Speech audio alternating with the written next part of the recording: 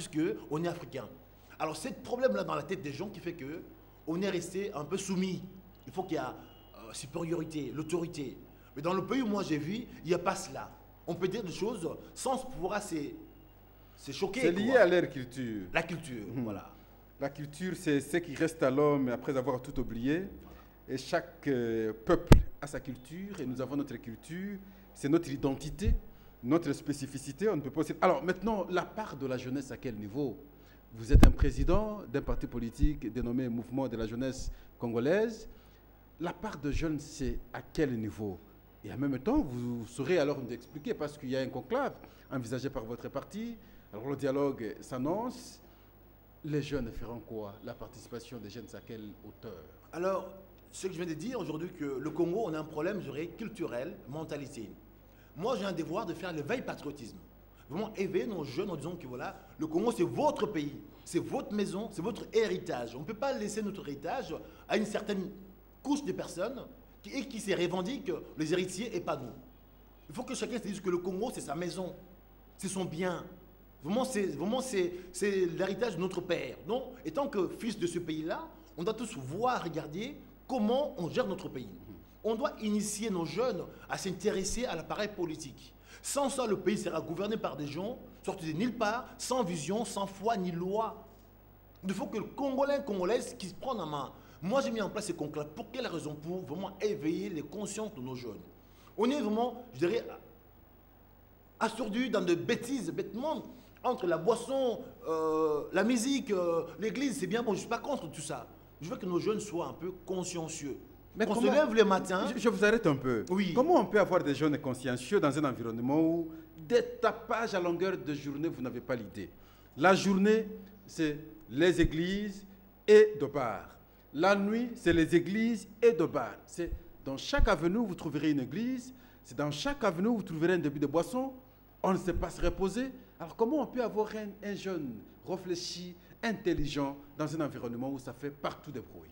Alors je vais assumer mes propos. Vous savez, aujourd'hui, notre gouvernement en place, ils ont un projet d'abrutir la population.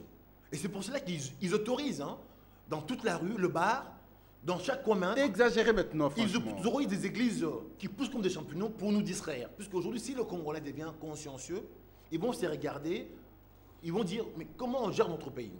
Mais si on est distrait, pendant ce temps-là, eux, ils profitent pour piller le pays. Donc on a un combat de voir avec ces autorités, d'arrêter ce mécanisme-là, que de nous laisser des églises partout, des bars de partout, la musique toute la nuit. Il n'y a pas, je dirais, le respect de sommeil des gens. Il n'y a pas le respect de vie privée. Et tout cela, ça diminue. Imagine-toi dans un quartier où les enfants vivent, ils vont à l'école le lendemain. Le monsieur qui a le bar en face, il met la vie jusqu'à 5 h du matin. À quel moment vos propres enfants... Des églises vont avec dormir? des bars en dehors maintenant de la concession, maintenant pour inviter, je ne sais pas, tous les passants, de pouvoir alors suivre la prédication. Mais quand vous attaquez à ces églises, ils vous diront, non, il est habité par les démons. Mais malheureusement, c'est les cultures. On est vraiment abrutisé jusqu'au mois l'épinière. Si on dit ça, on dirait, celui-là, il est démon. Puisque lui, il est possédé. Il vous fait peur comme ça. Évidemment, malheureusement, on doit sortir de ça. Dieu, il sait qui nous sommes. Sans prier, Dieu va me protéger. Il faut que les gens sachent là que le matin, il suffit qu'ils se fassent 1, 2, 3, ça suffit comme prière. Pourquoi rester toute une journée à l'église et sans aller chercher du travail? Il faut que nous puissions ramener aux gens la réalité. Et tout ça, on doit mettre fin pour que les gens, vraiment les jeunes, se sortent de cette concurrence. Les pasteurs vont continuer à émerger. Ils gagnent de l'argent, les pasteurs. Ceux qui prient chaque jour vont continuer à rester pauvres. En tout cas, voilà, alors maintenant, vous faites quoi concrètement maintenant? Est-ce que vous êtes installé à travers toutes les communes pour sensibiliser les jeunes?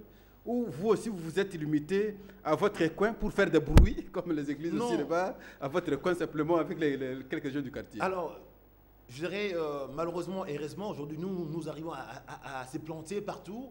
On est dans la commune de Kinshasa, sur Congo le 47, la commune de Kinshasa. On est à Selemaou, on est à Massina, on est à Limete. Donc, on veut gagner tout l'étendue du pays pour faire des bases, d'abord qui seront des écoles, vraiment des éveils. Sans ça, on ne peut pas sortir le Congo dans ces bourbiers.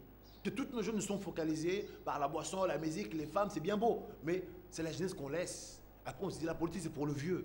Mais tous ces gens-là, Lumumba, à 26 ans, il était quoi? Kassavubu. Mais nous, aujourd'hui, on dit la politique, c'est des vieux. Vous allez voir un jeune qui a 30 ans, 40 ans, il vit encore chez ses parents.